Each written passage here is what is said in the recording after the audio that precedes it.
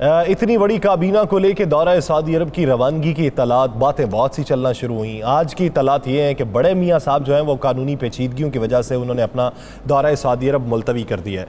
क्या आप उसके असरात इनके दौरे पे भी देखते हैं कि क्या यहाँ का दौरा भी मुलतवी हो सकता है, ये जो लोग यहाँ से जा रहे थे? नहीं, जिनका दौरा बिल्कुल मुलतवी नहीं हो सकता। मैं आपको 2 दिन इसमें बड़ी खबरें देता हूँ। एक तो तीसरी दफ़ा इनके शेड्यूल में तब्दीली आई है जो पाकिस्तान से डेलीगेशन आया, और बहुत से नाम ऐसे हैं जो इस डेलीगेशन में से निकाले जा रहे हैं। इसमें से कुछ ये भी कहा जा रहा है, जो मुझे सफारती ज़राए ने हमें इस बात की तस्दीक की है कि ये भी कहा जा रहा है कि हो सकता है कि शरीफ खानदान की जो एक बहुत बड़ी तादाद यहाँ पे आ रही थी, जिसमें उनके मुलाजमीन तक शामिल थे, उनमें से भी कुछ की कमी कर दी जाए। ये भी सुनने में आ रहा है, और अगर कमी नहीं की जाएगी तो फिर वो उनके अखराजात जो है वो सरकारी खाते से नहीं होंगे। इसी बात है कि इनका यहाँ पे बिल्कुल ये शेड्यूल मुतासर नहीं होगा, क्योंकि इनकी यहाँ पर अहम तरीन मुलाकात जो है वो जद्दा में फाइनल हो चुकी है। और इसके साथ साथ इन्होंने पाक फैसला तब ये होना है कि ये सीधा मदीना शरीफ आते हैं या जद्दा उतरते हैं, जद्दा एयरपोर्ट पर उतरते हैं। इसके हवाले से जो है वो जा रहे हैं, और जो आज इस वक्त भी फैसला हो जाएगा, क्योंकि आज सऊदी सफीर जो पाकिस्तान का सफीर सऊदी अरब में है वो भी आज जद्दा इस वक्त तक पहुंच चुके हैं, और जद्दा में पहुंचकर इसी हवाले से वो मीटिंग कर रहे हैं। तो इनका दौरा जो है ये बड़ा अहमियत शामिल है। देखिए, एक सवालात जो बड़े उठ रहे थे मुख्तलिफ जगहों से, मुख्तलिफ तबकात की तरफ से, कि आखिरकार क्या वजह है कि हमेशा पाकिस्तान के जब वज़ीर आज़म जाते थे तो उनके साथ जो डेलीगेशन जाता था उसमें कुछ इक़्तिसादियात के माहिरीन होते थे, उसमें कुछ ऐसे लोग होते थे जिससे तजारत के हवाले से मामला तय हो जाए, एनर्जी के हवाले से मामला तय हो जाए। लेकिन इस दौरे में पाकिस्तान की तमाम सियासी जमातों के रहनुमा मौजूद हैं, जिन्होंने हुकूमत की तब्दीली में अपना अहम तरीन किरदार अदा किया था। नहीं, आप ये समझते हैं कि ये इत्तेहादियों को राम करने के लिए दौरा है? नहीं, ये इत्तेहादियों को राम करने के लिए दौरा नहीं है। ये दौरा ये तासर देने के लिए है कि पाकिस्तान की तमाम बड़ी सियासी जमातें मासवाए एक जैसी जमात के इकट्ठी हैं, और आप यहाँ पर जो वादा करके जाएंगे या जो यहाँ पर अहद करके जाएंगे या जो यहाँ पर आपको यकीन दहानी चक्र आके जाएंगे, वो पाकिस्तान की तमाम सियासी जमातों की तरफ से होगी। एक तो ये है। दूसरी बात यह है कि इस टूर में कुछ नाम तो वो है जो वज़ीर आज़म ने खुद डाले, और कुछ नाम वो हैं जो वज़ीर आज़म की ख्वाहिश के बरखिलाफ यहाँ पे हैं। उसमें कुछ नाम तो वो किसकी ख्वाहिश पे हो सकते हैं? वो किसी और की ख्वाहिश है। देखें, एक बात ध्यान में रखिएगा, मैं बार बार एक बात कहता हूँ, पाकिस्तान पीपल्स पार्टी किसी सूरत में भी मुस्लिम लीग नून को अकेले किसी चीज का क्रेडिट नहीं लेने देगी।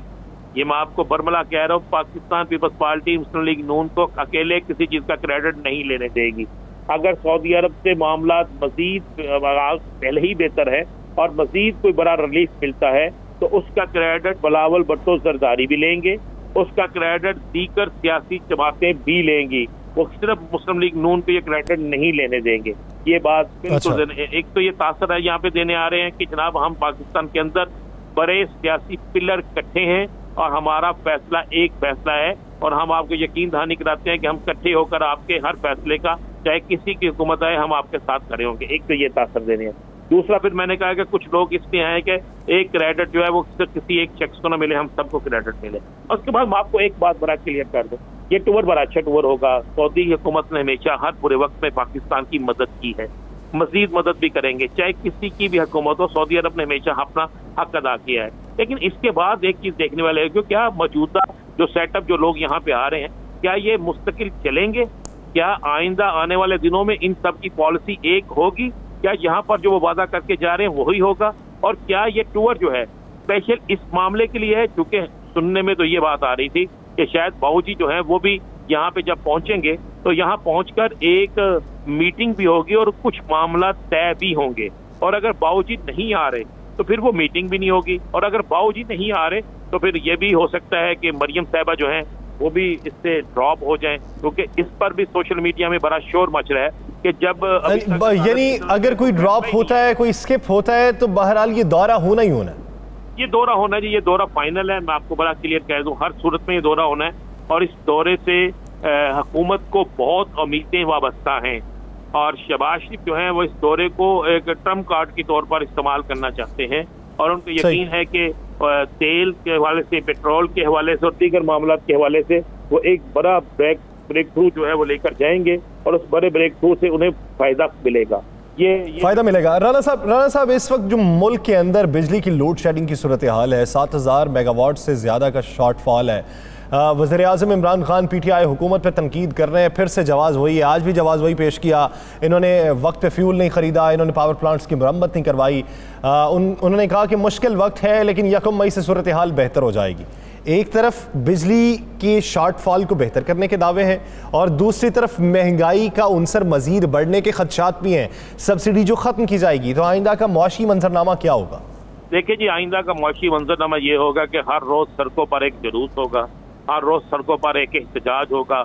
गरीब आदमी जो पहले ही महंगाई की चिक्की में पिस रहा था, अब बिल्कुल पिस कर खत्म हो जाएगा। देखें, यही हुकूमत, यही जो मौजूदा हुकूमत, अपोजिशन में ये इमरान खान पे तनकीद करते थे, ये कहते थे बिजली क्यों महंगी है, ये कहते थे पेट्रोल क्यों महंगा है, ये कहते थे IMF की तरफ आप क्यों जा रहे हैं, ये कहते मुझसे तनकीदें करते थे। मुझे याद है कि ये कहते थे कि लोड शेडिंग तो खत्म है, ये जानबूझ के की जा रही है, इनकी नहली हम मुझे बताएं।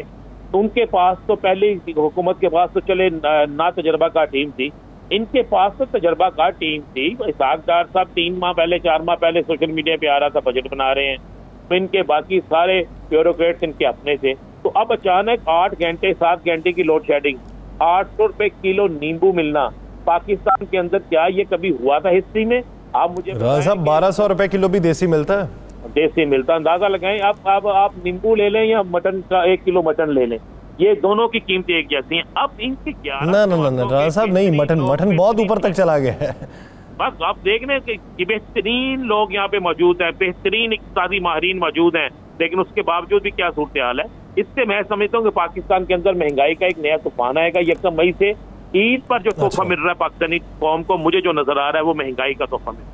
ईद पर पाकिस्तानी कौम जो है वो घरों के अंदर जो 2 टाइम ईद पर लोग गोश्त खा सकते थे, शायद आज इस दफा वो भी ना उनको मैसर हो, और फिर ये सारे लोग याद करेंगे साबिक हुकूमत इमरान खान को कि वो बेहतर थे। देखें, पेट्रोल की कीमत बढ़ेगी, हर चीज की कीमत बढ़ेगी, बिजली की कीमत बढ़ेगी, हर चीज की कीमत बढ़ेगी। पाकिस्तान के अंदर गरीब आदमी आज उसकी तनख्वाह कितनी है, आप उसकी तनख्वाह में 10,000 इजाफा भी कर दे, फर्क नहीं पड़ेगा। चीजें अशिया नोच की कीमतों में कहाँ तक इजाफा है, तो मैं आपको बड़ा क्लियर कर दूं, आने वाले दिनों में 2 तहरीकें चलेंगी। आने वाले दिनों में 2 तहरीकें चलेंगी, वो तहरीकें किस हद तक असरअंदाज हो सकती हैं? नाज़रीन, पाकिस्तान तहरीक इंसाफ का मुल्क भर के इलेक्शन कमीशन के दफातर के बाहर एहतजाज करने का भी ऐलान है। हर उस हल्के में एहतजाज करने का ऐलान है जिस हल्के का पाकिस्तान तहरीक इंसाफ का रुकन कौमी असम्बली मुनहरिफ हुआ था और उसने अपोजिशन का साथ दिया था। ये आइंदा की हिकमत अमली है। खान साहब ये कहते हैं कि हर उस हल्के में जाएंगे और देखते हैं कि उस हल्के में उसको वोट कैसे पड़ते हैं। दूसरी तरफ जो मुत्तहिदा हुकूमत है उसको दरपेश चैलेंजेस ये हैं, एक बिजली की लोड शेडिंग है जिस पर काबू पाना है, मुआशी मंजरनामे में मुस्तहकम सूरत हाल इख्तियार करनी है और इस तरीके से मईशत को आगे बढ़ाना है कि पिछली हुकूमत पे जो इल्ज़ामात थे उन इल्ज़ामात का भी जवाब दिया जा सके और अपना बयानिया भी अपनाया जा सके, अपनी इलेक्शन कैंपेन भी आगे चलाई जा सके। तो ये 2 मुख्तलिफ नज़रियात हैं, उनको किस हद तक पजीराई मिलेगी और किस तरीके से मिलेगी, इस पर बात करने के लिए हमें ज्वाइन किया है पाकिस्तान तहरीक इंसाफ की रहनुमा आलिया हमजा साहिबा ने और पाकिस्तान मुस्लिम लीग नून के सीनियर रहनुमा कैसर अहमद शेख साहब ने। राना अजीम साहब के साथ मौजूद ही हैं। शेख साहब, सबसे पहले आपकी तरफ आऊँगा। मौजूदा सूरत हाल में देखें, आपने ये कहा कि पीपल्स पार्टी ये कहती थी PTIMF हुकूमत है, ये पाकिस्तान तहरीक इंसाफ की। IMF के पास अब आप लोग भी गए, $2 अरब का कर्ज इजाफी भी मिलेगा। अब फिर से IMF के चुंगल में हम हैं, फिर से सब्सिडी दर्जा बदर्जा ख़त्म करनी पड़ेगी, पेट्रोलियम मसनूआत को बढ़ाना पड़ेगा, बिजली की कीमतों को बढ़ाना पड़ेगा। मईशत को किस तरीके से बेहतर करेंगे सर? बिस्मिल्लाहिर्रहमानिर्रहीम। देखिए, IMF के बाद पाकिस्तान कोई 22-23 बार गया है, हर हुकूमत आई है। असल बात यह है, मैं आपको बताऊं कि हमारे यहाँ जो फाइनेंस मिनिस्टर होता है वो भी IMF या वर्ल्ड बैंक से होता है, जो स्टेट बैंक का गवर्नर होता है वो भी वहाँ से आता है। अब आप बताइए, जब तक कोई कौमी असम्बली का मेंबर, बजट बनाना होता है कौमी असम्बली के मेंबर ने, जब तक कोई कौमी असम्बली का मेंबर फाइनेंस मिनिस्टर नहीं होगा, उसकी तो ख्वाहिश ही यही होगी कि ज़्यादा से ज़्यादा कर्जा लिया जाए और उसको खर्च किया जाए। तो यही हुकूमतों का हमारा राह है। आज तक आप देखिए, जो भी हुकूमत आई है उसने कर्जे लिए हैं और कर्जे उतारने की तरफ तो तवज्जो नहीं की, और डेवलपमेंट वो खर्च कहाँ होता है किसी को पता नहीं है। मैं ये कहता हूँ, जब बजट पूरे का पूरा कौमी असम्बली बनाती है, सेनेट में जाता ही नहीं है, सेनेट का तल्लक ही बजट से नहीं, तो बजट बनाने वाला फाइनेंस मिनिस्टर आज तक कोई 6 महीने मुझे याद है कि कोई कौमी असम्बली का मेंबर आया हो। हमारी पार्टियां ऐसा क्यों नहीं करती कि कोई ऐसे मेंबरों को इलेक्ट कराएं जो फाइनेंस मिनिस्टर कॉम्पिटेंट हो। ये सारे के सारे अगर बाहर से लेंगे तो आप तो ज़्यादा से ज़्यादा कर्जे लेते जाएंगे और IMF के चुंगल में ही फंसते रहेंगे। आप बताइए कि इमरान खान साहब ने कहा था कि अगर मैं IMF के पास जाऊंगा तो उससे पहले मैं खुदकशी कर लूंगा।